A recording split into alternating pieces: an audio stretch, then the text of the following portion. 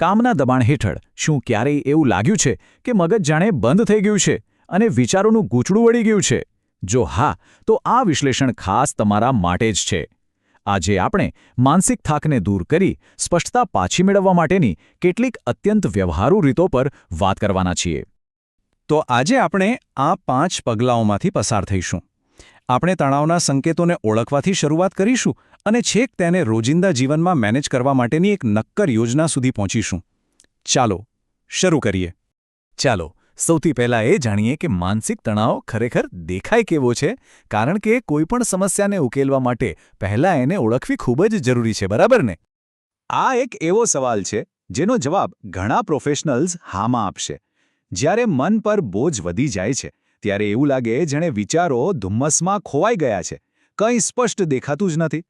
જો પાછલા સવાલનો જવાબ હા હોય તો જરા આ 5 સંકેતો પર એક નજર નાખો. શું આમાંથી કોઈ અનુભવ જાણીતો લાગે છે? જેમ કે કામ પર ધ્યાન ન લાગવું, નાની નાની વાતો ભૂલી જવી, અથવા જે કામ પહેલાં ચપટી વગાડતા થઈ જતું હતું એમાં હવે કલાકો લાગે છે. જો આવું થતું હોય તો તમે એકલા નથી. આ માનસિક ઓવરલોડના સ્પષ્ટ સંકેતો છે અને સારી વાત એ છે કે તેને મેનેજ કરી શકાય છે.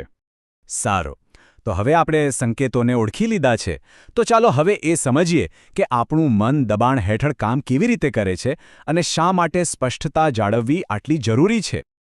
કોઈપણ ટેકનિક શીખતા પહેલાં આ એક મૂળભૂત સિદ્ધાંત સમજવો બહુ જ જરૂરી છે.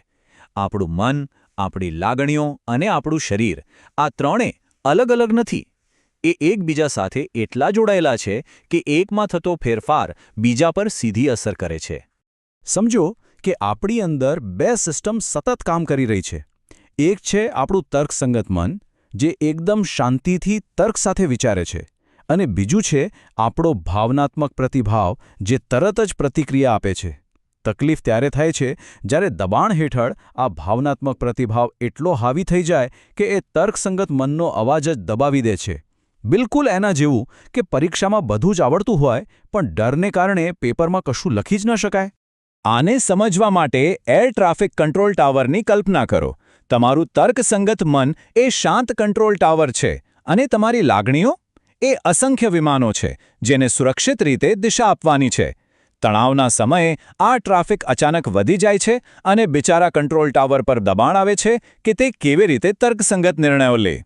જ્યારે ભાવનાત્મક ટ્રાફિક ઓછો હોય ત્યારે કંટ્રોલ ટાવર એટલે કે આપણું તર્કસંગત મન ખૂબ જ સરળતાથી નિર્ણય લે છે. જેમ કે આ ઉદાહરણમાં પરિસ્થિતિનું વિશ્લેષણ કરીને કોઈ પણ ભાવના વગર એકદમ સ્પષ્ટ અને વ્યવહારુ નિર્ણય લેવામાં આવ્યો. આપણો હેતુ એ જ છે કે દબાણ હેઠળ પણ આપણે આવા જ સ્પષ્ટ નિર્ણયો લઈ શકીએ. તો ચાલો હવે આપણે એવી 2 ટેકનિક જોઈએ જેનો ઉપયોગ તમે ગમે ત્યારે, ગમે ત્યાં કામની વચ્ચે પણ ઝડપથી રાહત મેળવવા માટે કરી શકો છો. આ પહેલું અને સૌથી ઝડપી સાધન છે. જ્યારે મનમાં વિચારોનું વાવાઝોડું ચાલી રહ્યું હોય ત્યારે બસ આ એક મંત્ર યાદ કરી લો. આનો અર્થ એ નથી કે આપણે તૈયારી નથી કરવાની, પણ એનો અર્થ એ છે કે ભવિષ્યની ચિંતા કરીને અત્યારની માનસિક ઊર્જા બરબાદ નથી કરવાની. જે ક્ષણે જે પડકાર આવે તેને તે જ ક્ષણે પૂરી તાકાતથી સામનો કરવો. આ બીજી ઝડપી ટેકનિક છે. આમાં તમારે સફળતા વિશે માત્ર વિચારવાનું નથી, પણ એને અનુભવવાની છે. જરા આંખો બંધ કરો અને કલ્પના કરો કે તમારું સૌથી મુશ્કેલ કામ એકદમ સફળતાપૂર્વક પૂરું થઈ ગયું છે. એ સફળતાની લાગણી કેવી છે? એ રાહતને તમારા શ્વાસમાં ભરો, એ ખુશીને અનુભવો. આ સકારાત્મક ભાવના તમારા મનને વર્તમાનના પડકારો માટે વધુ સારી રીતે તૈયાર કરે છે. હવે આપણે 2 એવી ટેકનિક જોઈશું જેના માટે થોડી વધુ શાંતિ અને સમયની જરૂર પડશે, પણ વિશ્વાસ કરો, તેની અસર ખૂબ ઊંડી હોય છે. આ એક ઊંડી માનસિક આરામની પ્રક્રિયા છે. ચાલો સાથે મળીને કરીએ.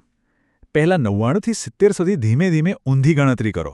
જાણે દરેક આંકડા સાથે મનનો થોડો ભાર ઓછો થઈ રહ્યો છે.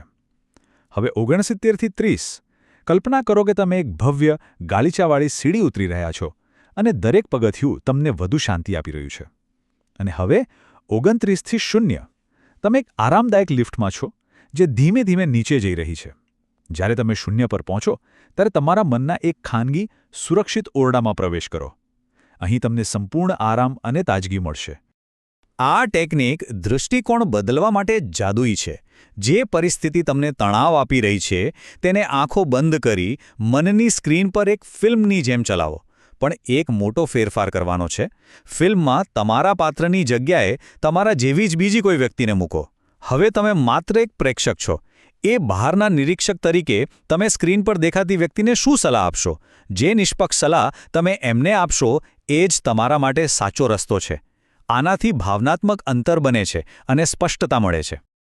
ચાલો હવે આ બધી ટેકનિકને આપણા રોજિંદા જીવનમાં કેવી રીતે વણી લેવી તે જોઈએ, જેથી તે માત્ર જાણકારી ન રહે પણ આપણી આદત બની જાય. તો આ 4 સાધનોમાંથી કયું ક્યારે વાપરવું? આ કોષ્ટક જુઓ.